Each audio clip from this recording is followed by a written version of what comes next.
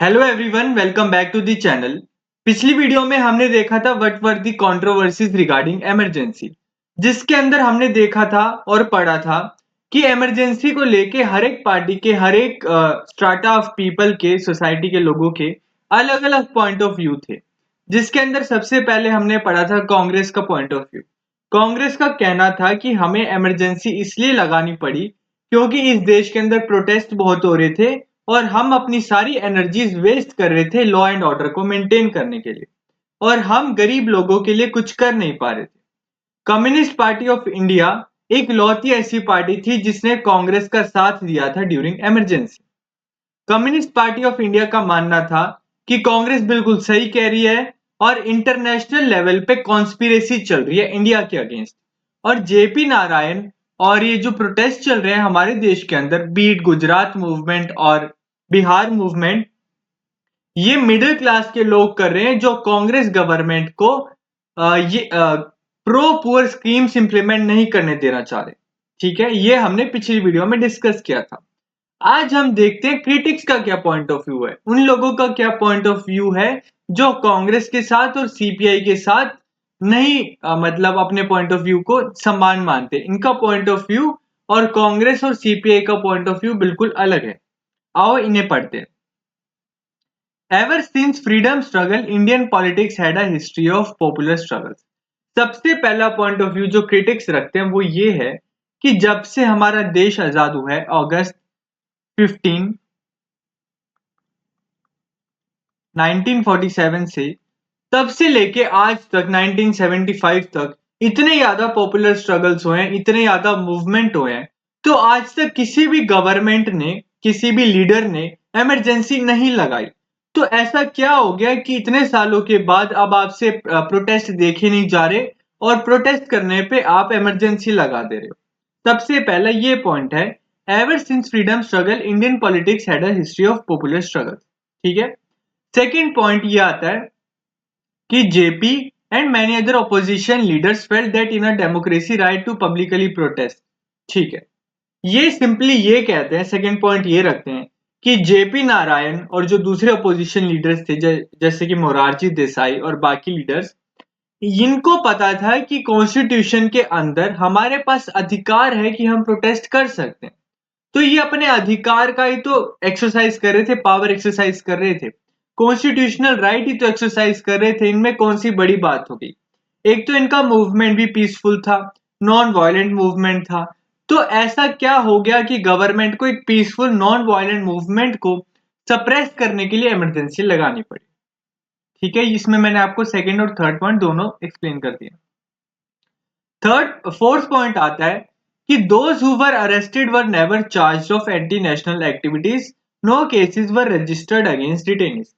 अभी अगला पॉइंट रखते हैं कि जैसे कांग्रेस ने कहा था और सीपीआई ने कहा था कि इंटरनेशनल लेवल पे इंडिया के अगेंस्ट दूसरे देश कॉन्स्पिरेसी कर रहे हैं, इंडिया को तोड़ना चाह रहे हैं, या फिर इंडिया में जो गवर्नमेंट है, इंदिरा गांधी गवर्नमेंट है, उसको हटाना चाह रहे हैं। चलो एक बारी एक पॉइंट आपका सही मान लिया। तो कुछ लोग जो मिले होंगे इन देशों के साथ, इन देशों की एजेंसी के साथ, कुछ लोग तो अपने देश के साथ गद्दारी कर रहे होंगे, जो दूसरे देश के साथ मिलकर अपने देश के अंदर ये चीजें कर रहे हैं, प्रोटेस्ट कर रहे हैं। तो उनके अगेंस्ट एंटी नेशनल एक्टिविटी के चार्जेस लगने चाहिए जब उन्हें अरेस्ट कर लिया गया। कुछ तो प्रूफ होगा कि इस इंसान ने हमारे देश से गद्दारी करी है, तो इसे हम अरेस्ट कर रहे हैं। मगर जिन इंसानों को अरेस्ट किया गया ड्यूरिंग इमरजेंसी, उनके अगेंस्ट कोई चार्जेस ही नहीं लगाए गए एंटी नेशनल एक्टिविटी के। क्यों? इसका सबसे बड़ा कारण ये हो सकता है कि उनके अगेंस्ट कोई चार्जेस होगा ही नहीं, कोई एविडेंस होगा ही नहीं। क्या पता वो इंसान किसी और देश के साथ मिले ही ना हो।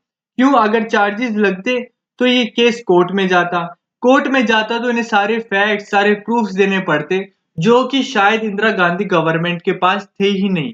ये सिर्फ एक ब्लफ था कि कुछ बोलना है तो ये बोल देते। ठीक है।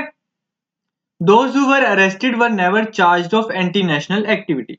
No cases were registered against the detainees. ये पॉइंट समझ आ गया।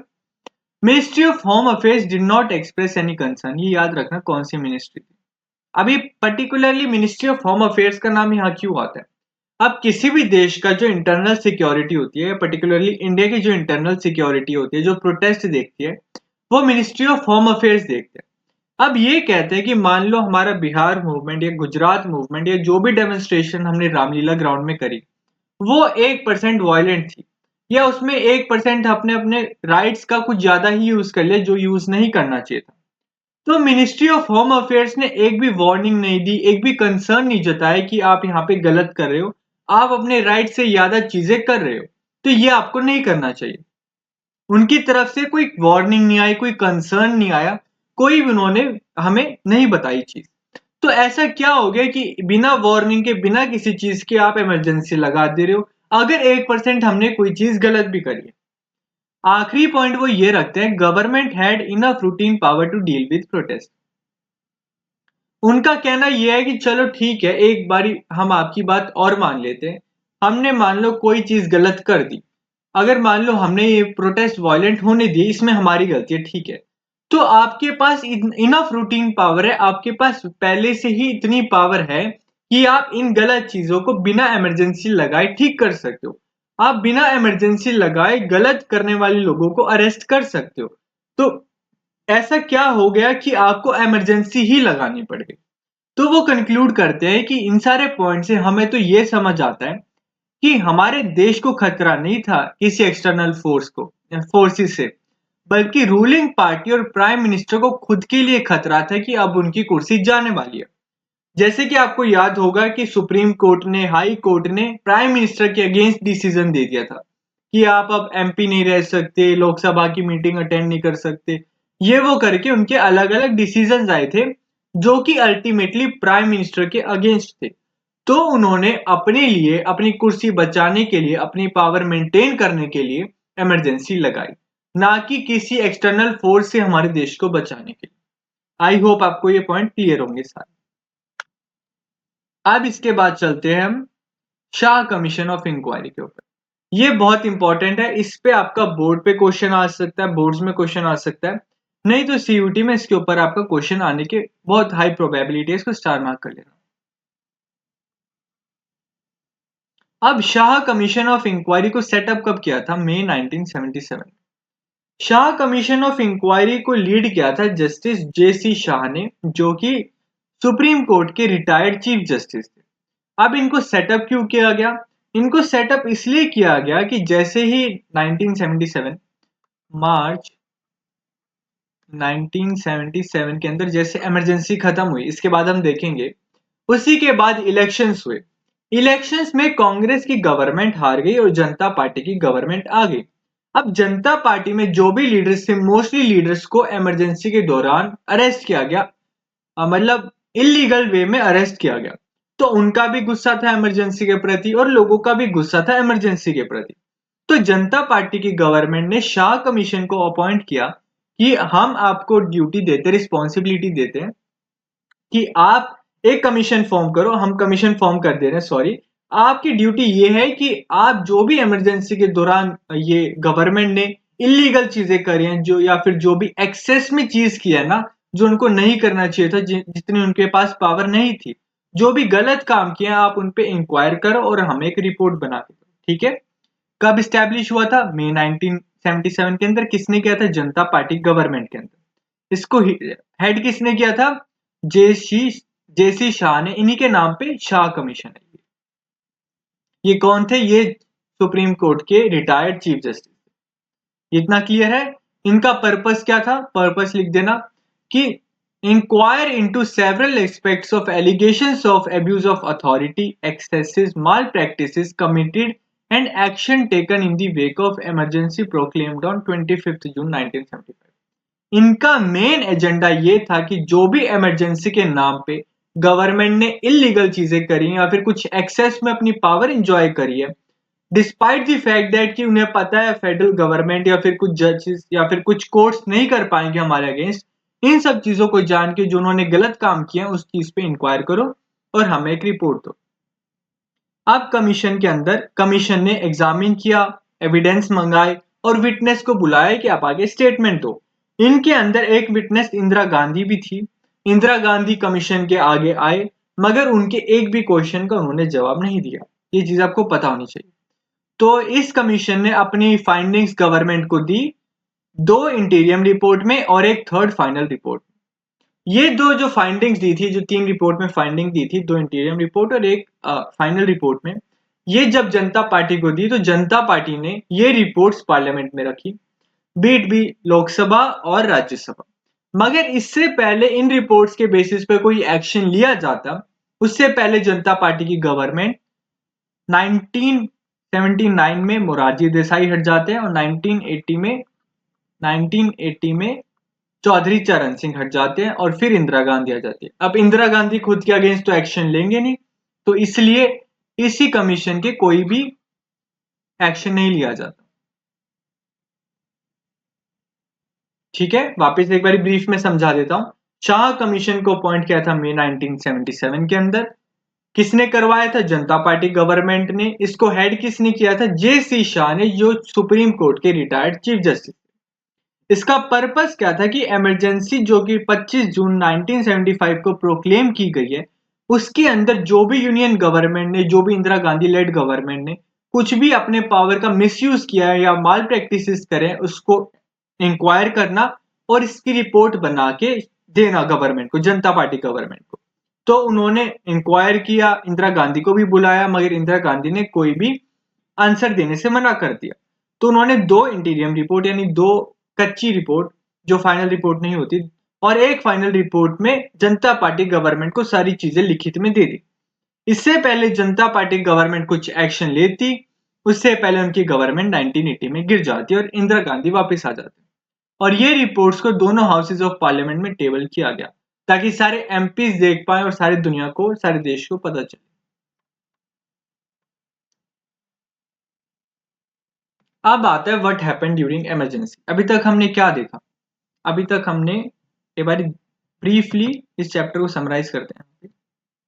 अभी तक हमने क्या देखा? कॉजेज देखे, बैकग्राउंड के अंदर बैकग्राउंड देखा, कॉजेज देखे, बैकग्राउंड देखा, कॉन्सिक्वेंसेस देखे,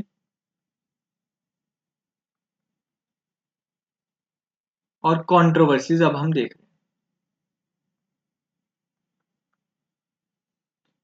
कंट्रोवर्सीज के अंदर हमने सबसे पहले क्या देखा? कांग्रेस और कम्युनिस्ट पार्टी का पॉइंट ऑफ व्यू, क्रिटिक्स का point of view, Shah commission, ये अलग आएगा, शाह कमीशन।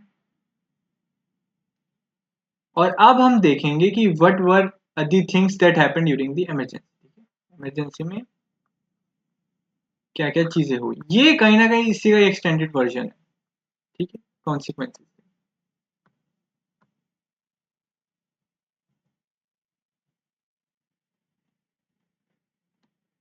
सबसे पहली जो चीज हुई थी, या फिर जो सबसे बड़ी चीज थी जिसके लिए अलग से बॉक्स बना रखे हैं हमारी बुक के अंदर, वो थी कि डेमोलिशन इन तुर्कमान गेट दिल्ली।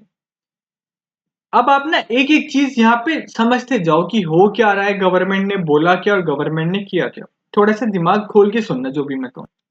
सबसे पहली चीज जो गवर्नमेंट ने अपने इमरजेंसी लगाते टाइम कहा था कि हमें आप प्रो पुअर चीजें करने से रोक रहे हो, हमारा सारा ध्यान आपके प्रोटेस्ट को मैनेज करने में जा रहा है। ठीक है, यानी इनका इंटेंशन क्या था कि गरीबों के लिए कुछ काम करना।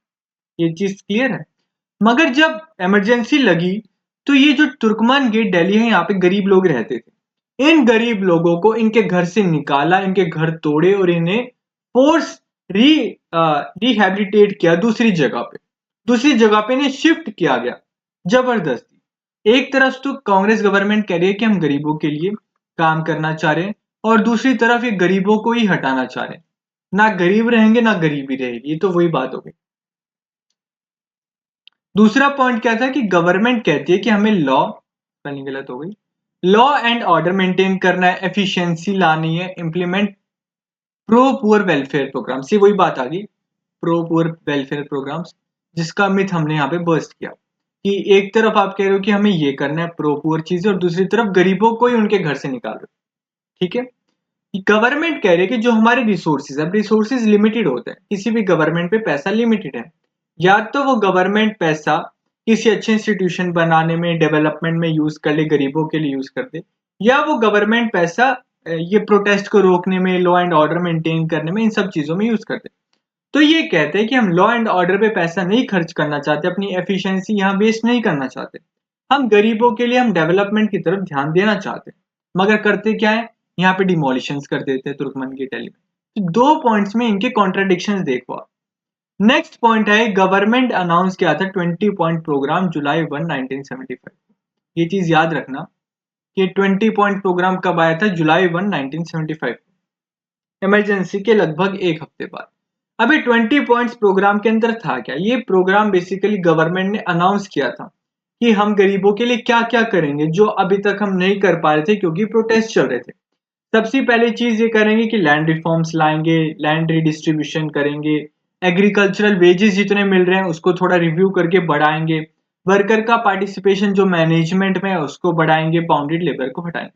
बेसिकली ये 20 पॉइंट प्रोग्राम के अंदर ये कहीं ना कहीं हमारे देश की मेजोरिटी जो कि गरीब लोग हैं उनको खुश करना चाह रहे थे, ताकि इमरजेंसी से या फिर जो डिमोलिशन जैसी चीजें हैं, फोर्स स्टरलाइजेशन है, इससे कहीं ना कहीं हमारे देश के जो गरीब लोग हैं वो हमारी पार्टी से दूर ना हो जाए, हमसे दूर ना हो जाए, कहीं हमारे वोट बैंक कट ना जाए। तो ये गवर्नमेंट ने 20 पॉइंट प्रोग्राम अनाउंस किया था जुलाई 1 1975 को। ठीक है, अब लोगों का क्या रिएक्शन था, इमरजेंसी लगी तो जब इनिशियल मंथ्स में जब इमरजेंसी लगी उसके कुछ महीनों में अर्बन मिडिल क्लास के लोग खुश थे, दो कारणों की वजह से कि इमरजेंसी लगी है तो उनको कहीं ना कहीं कोई दिक्कत नहीं थी। अर्बन मिडिल क्लास के लोग खुश थे दो कारणों की वजह से। पहला कि इस देश के अंदर कहीं ना कहीं, मतलब आप समझ रहे हो कि रोज अगर आप प्रोटेस्ट देख रहे हो तो आप कहीं ना कहीं तंग आ जाते हो, कभी यहाँ हड़ताल है कभी वहां हड़ताल है, ट्रैफिक रुक जाता है, ये दिक्कत आ जाती है, कहीं ना कहीं लोगों को दिक्कत आती है। तो सबसे पहले तो प्रोटेस्ट खत्म हो गई, तो देश में कहीं ना कहीं शांति थी। ठीक है, पीस था, पीस मिल गया इन्हें। और दूसरी चीज, ड्यूरिंग इमरजेंसी जो गवर्नमेंट एम्प्लॉयज थे ना उनके ऊपर प्रेशर बहुत था, उनको अपना काम ईमानदारी से करना था, तो गवर्नमेंट एम्प्लॉयज के अंदर डिसिप्लिन आ गया, तो इनका काम अच्छे से होने लगा। ठीक है, 2 पॉइंट्स जिनकी वजह से अर्बन मिडिल क्लास लोग खुश थे, एक तो प्रोटेस्ट खत्म हो गए, देश के अंदर शांति थी, दूसरा ये जो गवर्नमेंट एम्प्लॉयज थे इनके अंदर डिसिप्लिन आ गया ड्यूरिंग इमरजेंसी, क्योंकि सीधा सेंट्रल गवर्नमेंट से जब प्रेशर आएगा तो गवर्नमेंट एम्प्लॉयज अपना काम अच्छे से करेंगे, डिसिप्लिन से करेंगे। इस वजह से अर्बन मिडिल क्लास लोग खुश थे। गरीब लोग क्यों खुश थे, पुअर लोग भी खुश थे, क्यों, क्योंकि वो 20 पॉइंट प्रोग्राम का इफेक्टिव इम्प्लीमेंटेशन मतलब चाह रहे थे, उनको लगा था 20 पॉइंट प्रोग्राम गवर्नमेंट ने अनाउंस किया तो कहीं ना कहीं कुछ पॉइंट्स तो इनके इम्प्लीमेंट होंगे अच्छे से, तो कहीं ना कहीं हमारा भला ही होगा, हमारे वेजेस बढ़ जाएंगे, हमें कहीं ना कहीं कुछ जमीन मिल जाएगी, हमारा भला होगा। तो इन दोनों को मिला के हमारे देश की मेजोरिटी कहीं ना कहीं खुश थी, क्योंकि ये दोनों मिला के मेजोरिटी बनती है हमारे देश की उस टाइम पे। समझ गए, पहला डिमोलिशन हुए तुर्कमान गेट पे, दूसरा कि गवर्नमेंट ने कहा कि हमें एफिशिएंसी लानी है, ये करना है वो करना है, तीसरा गवर्नमेंट ने 20 पॉइंट प्रोग्राम अनाउंस किया इस डेट को, और लोगों का क्या रिएक्शन था, अर्बन मिडिल क्लास का ये रिएक्शन था, गरीब लोगों का ये रिएक्शन था। अब ये तो हो गया गवर्नमेंट की तरफ से। अब हम जानते हैं क्रिटिक्स का क्या पॉइंट ऑफ व्यू। क्रिटिक्स का पॉइंट ऑफ व्यू ये था कि जो 20 पॉइंट प्रोग्राम यहाँ पे हम देख रहे हैं ना, ये कुछ नहीं, एक ब्लफ है। ये लोगों का ध्यान ऐसी चीजों से, डिमोलिशन जैसी चीजों से भटकाने के लिए, कि अगर ऐसा लोगों को पता चलेगा कि डिमोलिशन हो रहे हैं, जबरदस्ती स्टेरिलाइजेशन किया जा रहा है, हमारे साथ अत्याचार किया जा रहा है, तो लोग नाराज हो जाएंगे। तो इन सब चीजों से ध्यान भटकाने के लिए गवर्नमेंट ने 20 पॉइंट प्रोग्राम लाया। तो ये कुछ नहीं है, इसका इम्प्लीमेंटेशन नहीं था, ये सिर्फ अटेंशन को डाइवर्ट करने के लिए था। सबसे पहला पॉइंट क्रिटिक्स ये रखते हैं। दूसरा चीज वो ये कहते हैं कि आप प्रिवेंटिव डिटेंशन में नंबर याद रखना, 676 अपोजिशन के लीडर्स को जो मोस्टली जनता पार्टी में थे, ठीक है, जो आके फिर जब पावर में उन्होंने फिर शाह कमीशन को लाया कि अब तुम्हारे ऊपर हम इंक्वायरी बिठाएंगे, तो उनके अंदर 676 अपोजिशन के लीडर्स थे, और 1,11,000 के आसपास आम लोगों को अरेस्ट किया गया। कितने मास लेवल पे प्रिवेंटिव डिटेंशन था। और इन 1 लाख लोगों में वो लोग नहीं थे जिन्होंने कुछ गुनाह किया था, बल्कि वो लोग थे जो सरकार की नजरों में वो थे जो कि गुनाह कर सकते हैं फ्यूचर में। तो आप गुनाह करो उससे पहले ही हम अरेस्ट कर लेंगे। और इसके लिए कोई सुनवाई भी नहीं थी सुप्रीम कोर्ट में, क्योंकि सुप्रीम कोर्ट ने मना कर दिया था ड्यूरिंग इमरजेंसी हैबेस कॉर्पस भी सस्पेंडेड रहेगा। ठीक है, ये हमने पॉइंट ऊपर देखा था हैबेस कॉर्पस वाला। थर्ड पॉइंट जो ये रखते हैं कि प्रेस सेंसरशिप था, प्रेस सेंसरशिप मैं आपको फिर बता देता हूँ। मान लो आप किसी प्रेस को ऑन करते हो, तो आप ये आपके न्यूज़पेपर है, ये मान लो इसके 4 सेक्शन है, ये 2, 3, 4। अब इन 4 सेक्शन में जो सेक्शन मैं अभी कलर कर रहा हूँ, इस सेक्शन में आपने कुछ ना कुछ गवर्नमेंट के अगेंस्ट लिख दिया। तो अब जब ये ड्राफ्ट आप गवर्नमेंट को भेजोगे, तो गवर्नमेंट 1, 2, 3, ये 1, 2, 3 ये एज इट इज रहेगा। जो गवर्नमेंट के अगेंस्ट आपने लिखा था वो ब्लैंक कर देंगे, उसको हटा देंगे कि आप वो पब्लिश ही नहीं कर सकते। तो ये प्रेस के ऊपर सेवरल रिस्ट्रिक्शन लगाई गई। उनके अंदर जो भी चीजें एंटी गवर्नमेंट थी या फिर एंटी इंदिरा गांधी पॉलिसी थी, उनको रिमूव कर दिया गया कि परमिशन नहीं आपको वो पब्लिश करने की ड्यूरिंग इमरजेंसी। अगला पॉइंट वो ये रखते हैं कि जो दिल्ली जनरल मैनेजर हैं दिल्ली पावर सप्लाई के, उनको लेफ्टिनेंट गवर्नर की तरफ से रात को 2 बजे 26 जून को कॉल आया कि आप हमारे देश में जितने भी मेजर या फिर दिल्ली में जितनी भी मेजर न्यूज़पेपर्स हैं उनकी आप पावर सप्लाई काट दो। पावर सप्लाई कट जाएगी तो न्यूज़पेपर प्रिंट नहीं होंगे। न्यूज़पेपर प्रिंट नहीं होंगे तो हमारे देशवासियों को पता ही नहीं चलेगा कि इमरजेंसी लग गई है, क्योंकि उस टाइम पे सोशल मीडिया थे नहीं। तो लोग किसके ऊपर रिलाई करते थे? न्यूज़पेपर के ऊपर, दूरदर्शन के ऊपर। दूरदर्शन कंट्रोल कौन करता था? फिर गवर्नमेंट करती थी, सॉरी। तो ये जो मेजर न्यूज़पेपर्स थे इनकी पावर सप्लाई कट गई, लोगों को पता नहीं चला इमरजेंसी है। इंदिरा गांधी ने अगले दिन अपने स्टाइल में, अपने वे में, लोग ताकि पैनिक ना करे उस वे में बताया था कि हमने इमरजेंसी लगा दी है, लोगों को घबराने की जरूरत नहीं है। अगर न्यूज़पेपर से पता चलता तो लोग पता नहीं कितना घबरा जाते। तो ये चीज भी उन्होंने पॉइंट आउट करी कि आप इतना डर गए कि आपने रात के 2 बजे इमरजेंसी लगने के जस्ट 1-2 घंटे बाद सारे मेजर न्यूज़पेपर की लाइट काट दी गई, और लाइट कब वापस भेजी? 2 या 3 दिन के बाद, जब प्रेस सेंसरशिप ये सारी चीजों का पूरा अपैरेटस सेटअप कर दिया गया। ठीक है। अगला पॉइंट वो रखते हैं कि जो ये गवर्नमेंट पावर है, जैसे कि संजय गांधी जैसे लोग हो गए, ये ऑफिशियल पोजीशन नहीं होल्ड करते। संजय गांधी इंदिरा गांधी के बेटे थे। अब संजय गांधी इंदिरा गांधी गवर्नमेंट में कोई भी कैबिनेट पोजीशन नहीं होल्ड करते थे, कोई भी मिनिस्ट्रियल पोजीशन नहीं होल्ड करते थे। तो लीगली तो इनके पास कोई पावर नहीं है, ये जस्ट एक प्राइम मिनिस्टर के बेटे हैं, मगर है इस देश के आम इंसान। मगर एक आम इंसान कोई भी गवर्नमेंट पावर यूज नहीं कर सकता। इमरजेंसी के दौरान Sanjay Gandhi being an ordinary citizen government की पावर एक्सरसाइज कर रहे थे, लोगों को फोर्स स्टेरिलाइज कर रहे थे, लोगों के घर तुड़वा रहे थे। जो गरीब लोग हैं उनके घर तुड़वाने में इनका भी हाथ है दिल्ली में।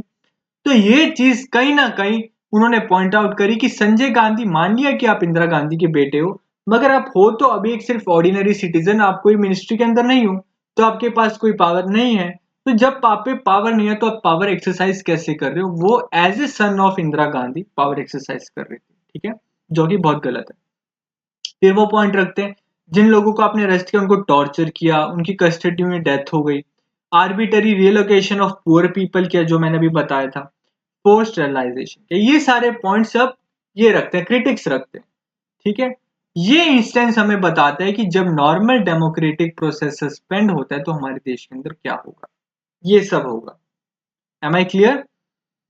तो हमने अब क्या देखा? गवर्नमेंट का पॉइंट ऑफ व्यू देखा, क्रिटिक्स का पॉइंट ऑफ व्यू देखा, कॉन्सिक्वेंसेज हमें गवर्नमेंट का पॉइंट ऑफ व्यू देखा, फिर क्रिटिक्स का पॉइंट ऑफ व्यू देखा। जो इसके अंदर थर्ड और लास्ट टॉपिक है, सब टॉपिक है, वो है कि इमरजेंसी से हमें सीख क्या मिलती है।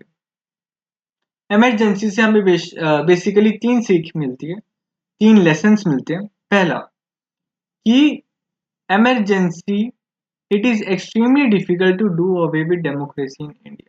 सबसे पहली सीख हमें ये मिलती है। अब आपने देखा, ये जो क्रिटिक्स के पॉइंट ऑफ व्यू से हमें समझ आया कि पूरा सिनेरियो था क्या। अब इससे आपको समझ आएगा कि ये सब हो क्यों रहा है, क्योंकि हमारे पास डेमोक्रेसी नहीं है, हमारे फंडामेंटल राइट सस्पेंडेड है, हम कुछ कर नहीं पा रहे, गवर्नमेंट अथॉरिटेरियन बन गई है।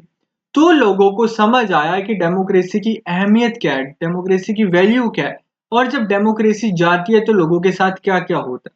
तो लोगों को डेमोक्रेसी की वैल्यू समझ आई, और लोगों ने कहा कि हम हमारे देश से डेमोक्रेसी को कभी नहीं जाने देंगे। तो पहला lesson is, it is extremely difficult to do away with democracy in India, क्योंकि डेमोक्रेसी अब हमारे जहन में है, हमें पता है कि डेमोक्रेसी कितने फायदेमंद है, और डेमोक्रेसी जाएगी तो क्या क्या हो सकता है। इसलिए पहला पॉइंट ये। दूसरा पॉइंट, अब आप अपने आप को इस पर्सपेक्टिव में रख के देखो कि आपको ये लेसन नहीं मिलेगा कि डेमोक्रेसी को कभी मैं जाने नहीं दूंगा या जाने नहीं दूंगी। डेमोक्रेसी मेरे लिए कितनी इंपॉर्टेंट है। अपने आप को इस पर्सपेक्टिव से देखो, याद करने की जरूरत नहीं पड़ेगी। आपको डेमोक्रेसी की वैल्यू समझ आएगी। आपको ये समझ आएगा कि जो हमारे इमरजेंसी के प्रोविजन थे कॉन्स्टिट्यूशन में, उनमें कहीं ना कहीं थोड़ी दिक्कत थी। अब आओ मैं आपको ये समझाता हूँ। इसको रिमूव करते हैं।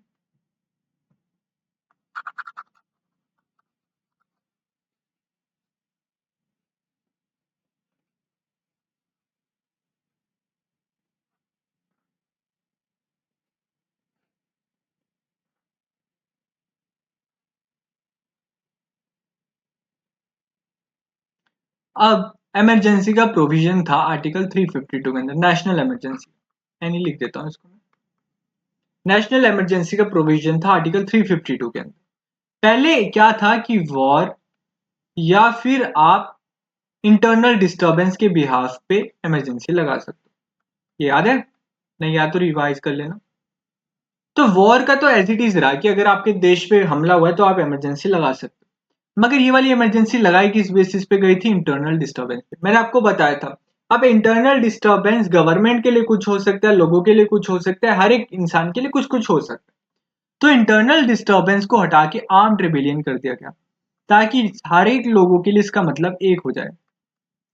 आर्म्ड रेबिलियन का मतलब आपके लिए भी वही है, मेरे लिए भी वही है। आर्म्ड रेबिलियन का क्या मतलब है?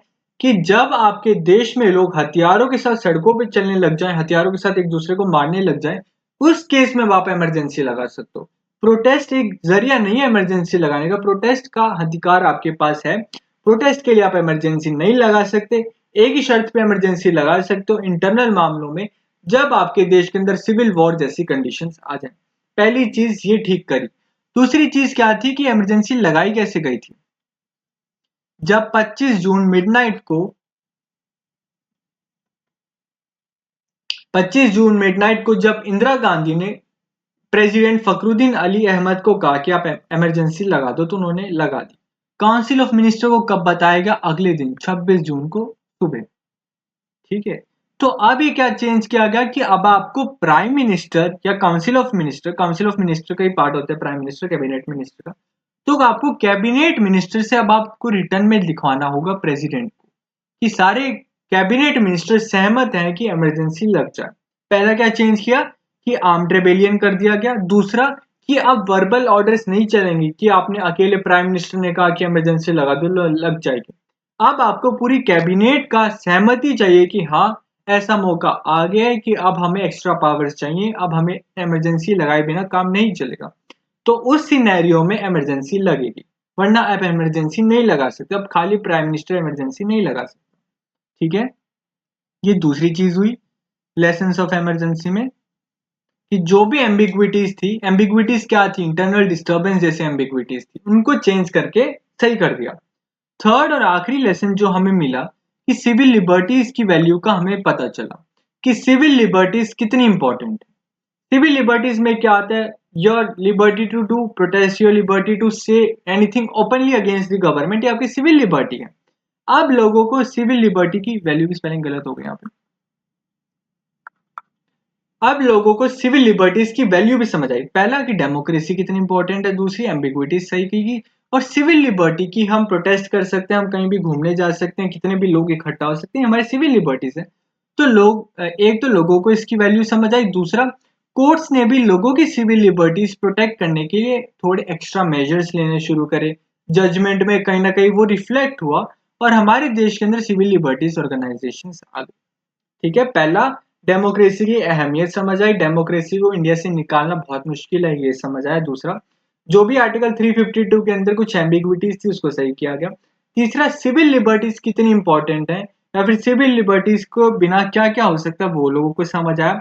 कोर्ट्स ने अपने रोल को थोड़ा इंक्रीज किया, थोड़ा वाइडन किया, थोड़ा ब्रॉडन किया, और सिविल लिबर्टीज के ऑर्गेनाइजेशन हमारे देश में सेटअप।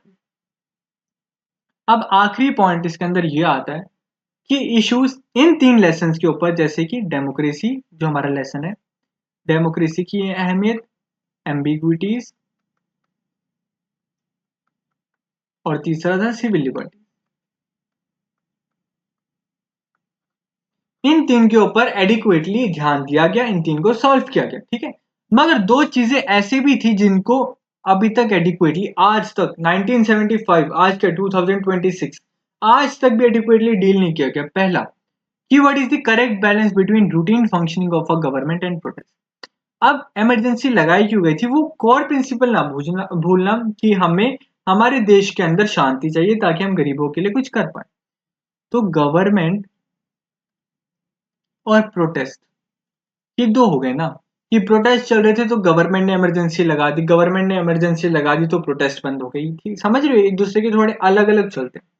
तो इनके बीच की लाइन कहाँ है?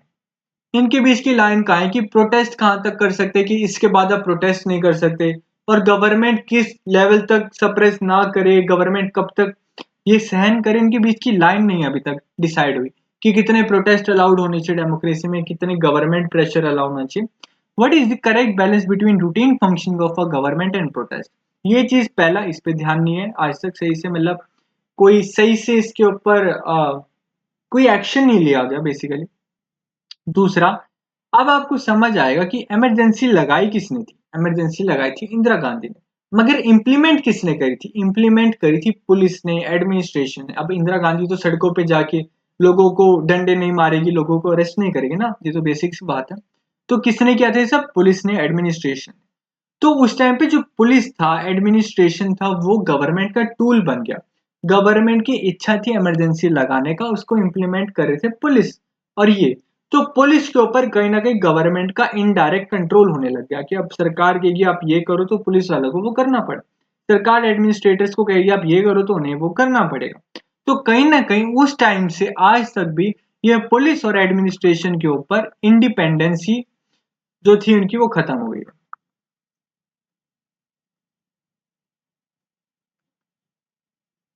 ये दो ऑर्गेनाइजेशन कहीं ना कहीं 1975 से पहले इंडिपेंडेंट चलती थी। ये स्टेट की ऑर्गेनाइजेशन है, ये अपना काम बिना किसी पॉलिटिकल प्रेशर के करते थे।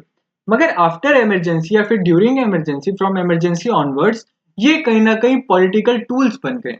अब इनको सरकार अपने हिसाब से, आज तक भी आपने देखा हो, आज तक भी सरकार इन ऑर्गेनाइजेशंस को अपने हिसाब से कहीं ना कहीं यूज करते हैं। तो इन दो चीज को आज तक एडिक्वेटली डील नहीं किया गया कि गवर्नमेंट और प्रोटेस्ट के बीच में क्या लाइन बननी चाहिए, कि इस लेवल के बाद आप नहीं कर सकते, इस लेवल के बाद आप नहीं कर सकते। और दूसरा, पुलिस और एडमिनिस्ट्रेशन आज तक भी ये हमारी गवर्नमेंट के पॉलिटिकल टूल्स बन गए। ये पहले इंडिपेंडेंट हुआ करते थे। ठीक है, I hope I am clear. अगली वीडियो में हम देखेंगे कि 1977 के जो इलेक्शन थे उसमें कांग्रेस गवर्नमेंट कैसे हारी, नॉर्थ में कितने अपोजिट वोट गिरे, जनता पार्टी को वोट गिरे, और फिर 1980 में कैसे वापस वो आ गए। ठीक है, तो thank you for watching this video. अगली वीडियो में फिर मिलते हैं।